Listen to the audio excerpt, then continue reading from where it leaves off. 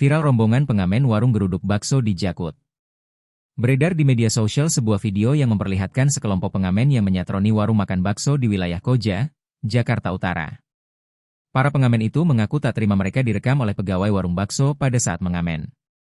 Padahal, pemilik warung bakso itu sudah melarang tempat usahanya dijadikan tempat mengamen. Larangan itu juga dengan jelas ditempelkan di bagian luar dan dalam warung bakso tersebut. Pemilik warung bakso, Ngadiman, mengungkapkan, selama ini, pengamen yang makan di warung bakso Pojok Sari mengeluhkan banyaknya pengamen yang mengganggu mereka saat sedang menikmati makan. Karena itu, Ngadiman pun memasang tulisan larangan agar para pengamen tidak lagi masuk ke warung baksonya dan mengganggu pelanggan. Namun, meski tulisan larangan mengamen sudah terpasang, masih saja banyak pengamen yang berdatangan beberapa menit sekali. Pemilik warung bakso akhirnya memutuskan untuk merekam para pengamen yang berdatangan untuk diviralkan di akun media sosial.